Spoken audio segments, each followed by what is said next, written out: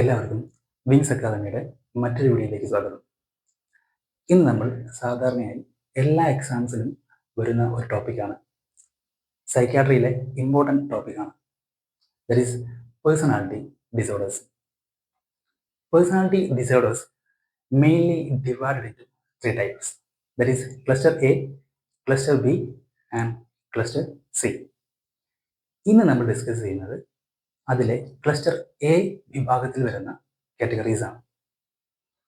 So അതിനു മുന്നേ എന്താണ് പേഴ്സണാലിറ്റി എന്ന് പറഞ്ഞാൽ?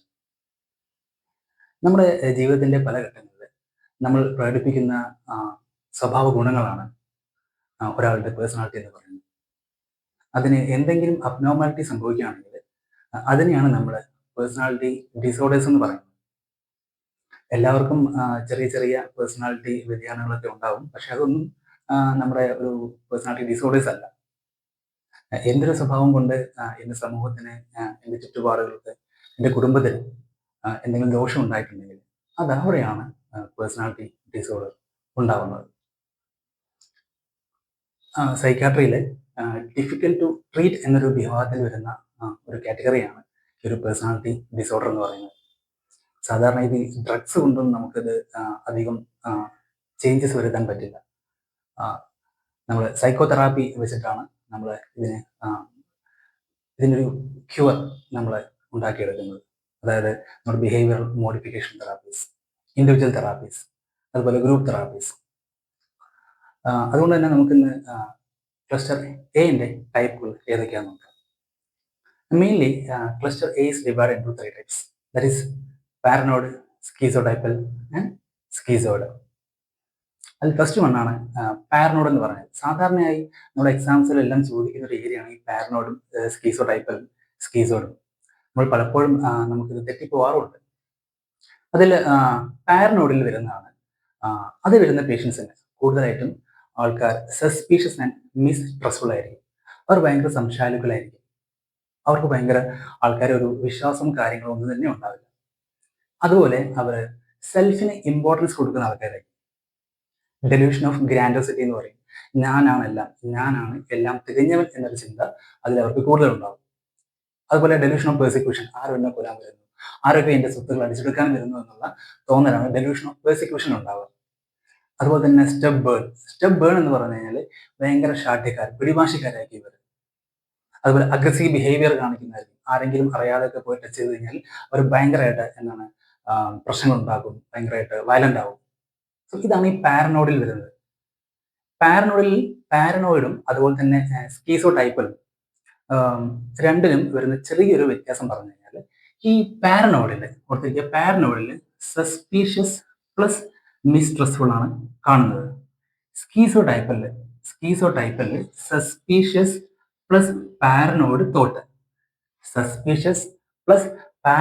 തോട്ട്. ഇതെപ്പോഴും എക്സാമിൽ ചോദിക്കുന്നതും നമുക്ക് തെറ്റിപ്പോവാൻ സാധ്യത ഉള്ളതുമായിട്ടുള്ള ചോദ്യമാണ്. ഇപ്പൊ ചോദ്യം വരും, സ്കീസോടൈപ്പിൽ കാണിക്കുന്ന മെയിൻ പെക്യുലാരിറ്റീസ് അല്ലെങ്കിൽ മെയിൻ സ്ട്രക്ചേഴ്സ് എന്തൊക്കെയാണെന്ന് ചോദിച്ചാൽ, that is suspicious plus paranoid തോട്ടാണ്. നമ്മൾ പലപ്പോഴും പാരനോയിഡിന് ഓപ്ഷൻ ഉണ്ടാവും, നമ്മൾ പാരനോയിഡ് പോയി കുത്തും, തെറ്റും. സസ്പീഷ്യസ് പ്ലസ് പാരനോയിഡ് തോട്ട് ചോദിക്കുകയാണെങ്കിൽ അത് സ്കീസോടൈപ്പലാണ്. പാരനോയിഡിൽ വരുന്നത് സസ്പീഷ്യസ് പ്ലസ് മിസ്ട്രസ്റ്റ്ഫുൾ ആണ്. സംശയാലുക്കളായിരിക്കും, അതുപോലെ തന്നെ ആരെയും ട്രസ്റ്റ് ചെയ്യില്ല. Okay, that is paranoid. അടുത്തത് പറഞ്ഞാൽ സ്കീസോടൈപ്പലാണ്. എന്താണ് സ്കീസോടൈപ്പൽ? ഈ സ്കീസോടൈപ്പലിൽ സാധാരണയായി ഓഡ് ആൻഡ് എക്സെൻട്രിക് പേഴ്സണാലിറ്റീസ് ആയിരിക്കും കാണിക്കുക. അതായത് വിചിത്രമായ സ്വഭാവങ്ങളുള്ള ആൾക്കാരായിരിക്കും, അൺയൂഷ്വൽ സ്വഭാവമുള്ള ആൾക്കാരായിരിക്കും. ഓക്കെ, അതിൽ തന്നെ ഓർത്തിരിക്കുക, there are odd and eccentric personality.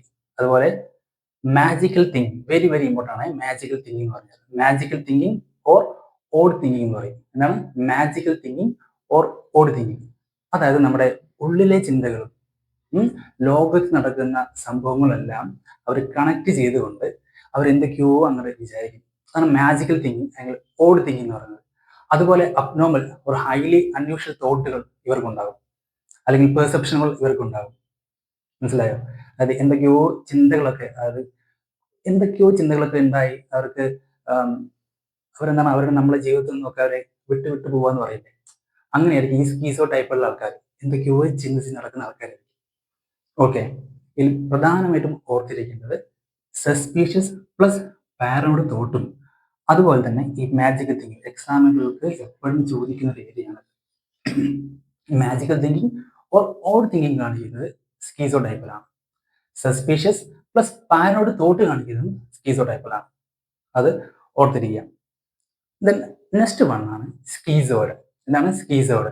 അതുപോലെ തന്നെ ഈ സ്കീസോ ടൈപ്പിലും സ്കീസോഡും സ്പെല്ലിങ്ങിൽ ഒരേപോലെ ഒരു സാമ്യത, പറയുമ്പോൾ ഒരേപോലെ സാമ്യത ഉണ്ടെന്ന് വെച്ചിട്ട് ഇതിന് രണ്ടിലും വരുന്ന കണ്ടന്റുകളൊക്കെ വ്യത്യാസമാണ്. അതൊന്ന് ഓർത്തിരിക്കുക. സോ സ്കീസോ ടൈപ്പിലും സ്കീസോഡും.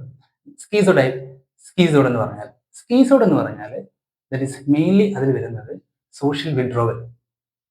മനസ്സിലായോ? ഒറ്റപ്പെട്ട് നിൽക്കുന്ന ആൾക്കാരായിരിക്കും. മറ്റുള്ളവരുമായിട്ട് റിലേഷൻഷിപ്പ് ഉണ്ടാകാൻ ഇവർക്ക് ഭയങ്കര പ്രയാസമായിരിക്കും. ഒരു താല്പര്യം ഉണ്ടാവില്ല. സ്വന്തമായിട്ട് എന്തെങ്കിലുമൊക്കെ ചെയ്യാനായിരിക്കും ഇവർക്ക് കൂടുതൽ താല്പര്യം എന്ന് പറഞ്ഞാൽ. Okay, they are interested in solitary activities. ആണ് അവർ സോളിറ്ററി ആക്ടിവിറ്റീസിലാണ് അവർക്ക് കൂടുതലും താല്പര്യം. ഒറ്റയ്ക്ക് എന്തെങ്കിലും ചെയ്യാന്നുള്ളതാണ്. ബാക്കിയുള്ളവരാരും അവർ അടുത്തേ കൂട്ടുകയില്ല. ഓർത്തിരിക്കുക. സോഷ്യൽ വിഡ്രോവൽ ഉണ്ടാവും, അലൂഫ് ആയിരിക്കും, ഹ്യൂമർലെസ് ആയിരിക്കും, ഇമോഷണലി കോൾഡ് ആയിരിക്കും. കാരണം അവർക്ക് ആരെക്കുറിച്ച് ചിന്തയില്ല, ഒന്നിനെക്കുറിച്ച് ചിന്തയില്ല. അവർക്ക് എന്താണ് സന്തോഷം എന്താണെന്നോ അല്ലെങ്കിൽ സങ്കടം എന്താണെന്നോ ഇതൊന്നും എക്സ്പ്രസ് ചെയ്യാനുള്ള കഴിവ് അവർക്കില്ല. അതാണ് ഈ മെയിൻലി സ്കീസോഡിൽ വരുന്നത്. അതുപോലെ അവർക്ക് എന്താണ് കൺഫാബുലേഷൻ എന്ന് പറഞ്ഞാൽ എന്താണ്? Fill in the gap with false memories. തെറ്റായ ചിന്തകൾ നിറച്ചുകൊണ്ട് നമ്മുടെ എന്താണ് നമ്മൾക്ക് എന്തൊക്കെയോ ചിന്തിച്ചു കൂട്ടുന്ന ആൾക്കാരാണ് ഈ സ്കീസോഡ് ഉണ്ടാവുന്നത്. And lack of interest in others. മറ്റുള്ളവരുമായിട്ട് ഒരു കാര്യങ്ങളും അവർക്ക് താല്പര്യമില്ല. ഓക്കെ, അതിൽ അവർ എന്താ പറയുക, അവർക്ക് എമ്പതി, സിമ്പതി ഈ പറഞ്ഞ കാര്യങ്ങളൊന്നും തന്നെ അവർക്കില്ല.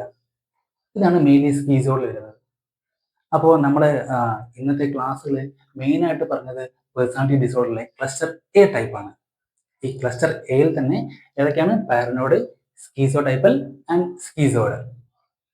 പിന്നെ എക്സാമിന് ചോദിക്കുന്ന ഒരു ക്വസ്റ്റ്യൻ ആണ് സ്കീസോ എഫക്റ്റീവ് എന്താണെന്നുള്ളത്. എന്താണ് സ്കീസോ എഫക്റ്റീവ് എന്താണുള്ളത്? Schizoaffective is not a personality disorder.